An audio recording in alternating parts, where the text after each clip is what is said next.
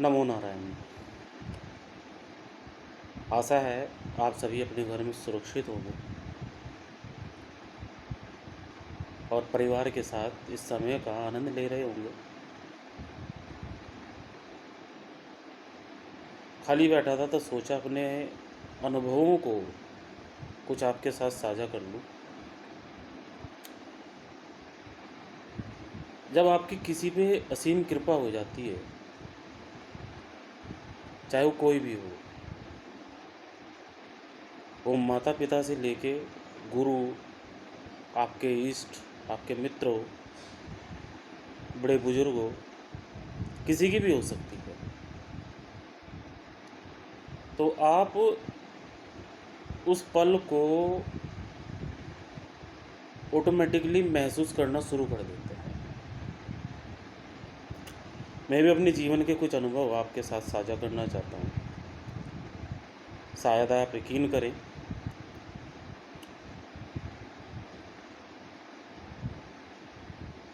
मैं जब पहली बार वृंदावन गया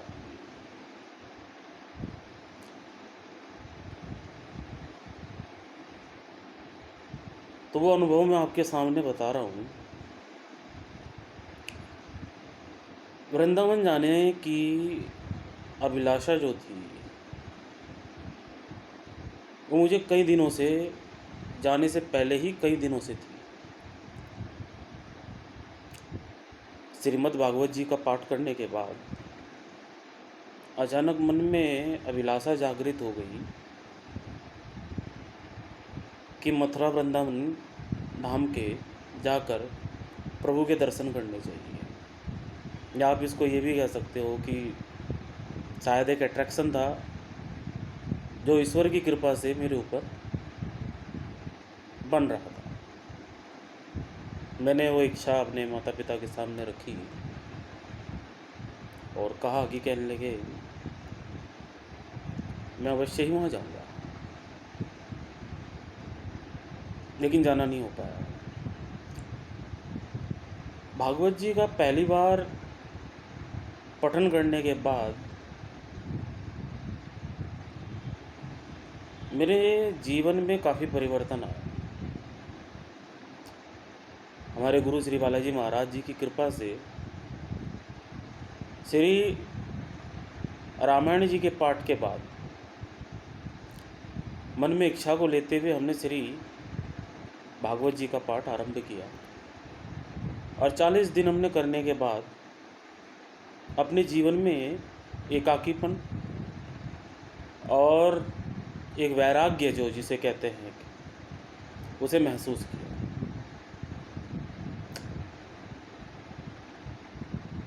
समाज में होते हुए भी समाज के ना रहे ऐसा महसूस होने लगा। हमसे कोई बात करता तो हम अकेले ही अकेले प्रभु के स्मरण में पता नहीं कहाँ खो जाया करते थे। और ये सिलसिला करीबन करीबन हमारे साथ 2-2.5 महीने बना रहा। फिर हम अपने मित्रों के साथ श्री मेहंदीपुर बालाजी धाम अपने गुरुजी के दर्शन करने के लिए गए और आते हुए हम सभी का प्रोग्राम यह बन गया कि वृंदावन में बांके बिहारी जी के दर्शन करने चलेंगे। हम 3-4 मित्र थे और सभी अपनी इच्छा प्रभु के दर्शन करने के लिए प्रकट कर चुके थे और सब ने यही बनाया कि भाई बांके बिहारी जी के दर्शन करने के बाद, उनसे आशीर्वाद लेने के बाद हम अपने घर प्रस्थान करेंगे। जीवन जो होता है वो प्रभु के अधीन होता है, आप उसे स्वतंत्र नहीं कह सकते। आप अगर आप उसे स्वतंत्र मानते हो तो इसका मतलब है कि वो आपकी डोर से निकल चुका है, आपको कहीं भी लेकर जाकर छोड़ सकता है। आत्मा को परमात्मा में मिलाने के बाद जैसे ये कह सकते हैं कि आत्मा और परमात्मा जब एकाकी हो जाती है, एक हो जाती है, तो आपका कुछ नहीं रहता, आप अधीन हो चुके हो उस मालिक के। मैंने भी ये महसूस किया। हम गाड़ी में बैठे और मेहंदीपुर बालाजी से गुरुवार का आशीर्वाद लेके मन में जिज्ञासा लेते हुए कहने कि भैया आज प्रभु के दर्शन करने हैं, जो इच्छा थी वो ज़रूर पूरी होगी आज। लेकिन मन में एक भय था। भय ये था कि श्री भागवत जी को पढ़ने के बाद मैं 3 महीने वैराग्य में ऐसा चला गया। मुझे ये था कि कहीं ऐसा ना हो कि मैं वहाँ जाऊँ और टूट जाऊँ। लेकिन अंदर से कहने की उत्सुकता थी, कहने के कि बांके बिहारी जी के पहली बार दर्शन करने हैं, कैसी प्रतिमा होगी, क्या उनकी मूरत होगी, क्या छवि होगी, मैं अपने आप को संभाल पाऊँगा या नहीं पाऊँगा। ये सारी अभिलाषाएं लेते हुए हम सभी अपने मित्र सहित वृंदावन धाम पहुँचे। धाम में जाके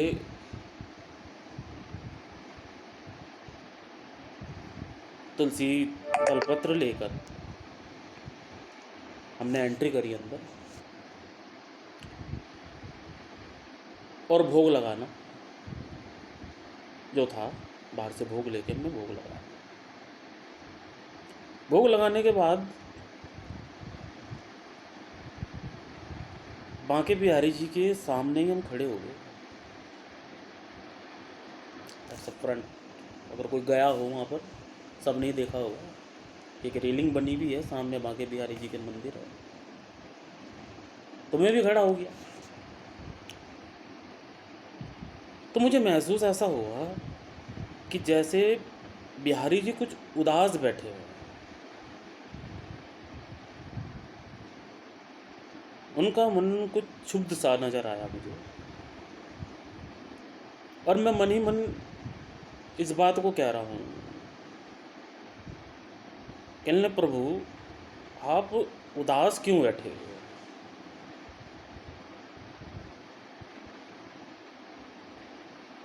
तंत्र आत्मा से एक ही आवाज़ आती है, कहने के बुराश्रम में बोल के नहीं आता, जो समय चल रहा है वो अच्छा समय है। मैं तो चिंतित ही हूँ कि आने वाला समय तेरे लिए और भी बुरा है। अब मैं कहने लगा प्रभु आप ऐसा क्यों कह रहे हो? कहने के इसलिए मैं दुखी हूँ। मैंने कहा जी आप लीलाधर हो, मैं आपकी बातों में नहीं आने वाला। देखो जी मैं भी एक ब्राह्मण हूँ, ब्राह्मण का बच्चा हूँ। एक सुदामा भी जी था, सुदामा जी थे, वो आपके मित्र रहे, लेकिन मैंने आपको पिता तुल्य मान रखा है।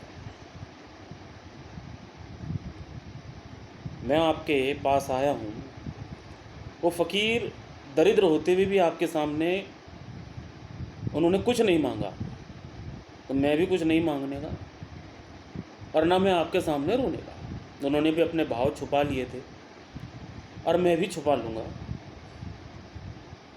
मेरे साथ जो घटित होना होगा वो तो हो ही जाएगा, लेकिन कृपा आपकी बनी रही तो वो समय भी साथ में निपट जाएगा। लेकिन मैं अपने आंसू आपके सामने नहीं प्रकट कर सकता। फिर अचानक ही इतनी बात कहकर मैं दहाड़े मार मार के वहाँ रोने लगा।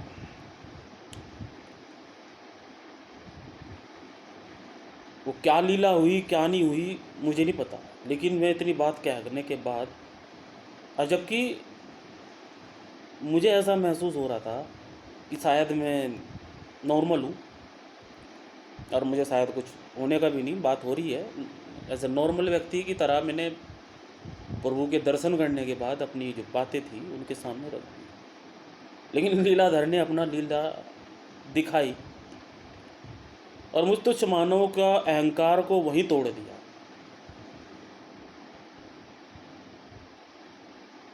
मुझे नहीं पता मेरे साथ क्या हुआ उसके बाद। लोग मेरी तरफ देख रहे, कहने लगे, से क्या हुआ है, क्यों रो रहा है, क्या बात होगी।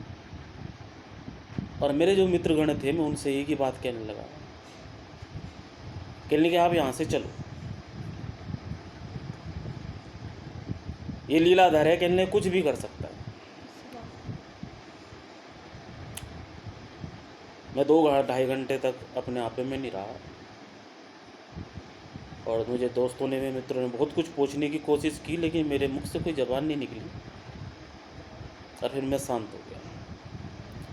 मथुरा से निकलने के बाद मुझे थोड़ा सा होश आया,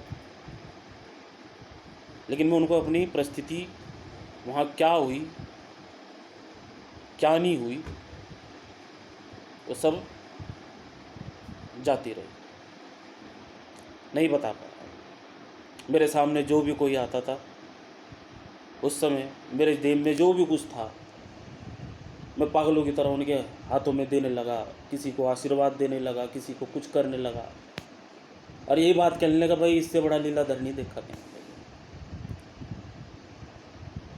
श्री राधे राधे। एक छोटा सा मैंने अपने साथ किस्सा बताया आपको। आशा है भगवान श्री कृष्ण जी में विश्वास रखने वाले, वृंदावन धाम जी को नतमस्तक करने वाले व्यक्तियों को के साथ भी कुछ ऐसी ही घटनाएं घटित हुई होंगी। जीवन में बहुत कुछ घटा है, लेकिन उसका साथ है तो वो घटा नहीं है, वो बड़ा है।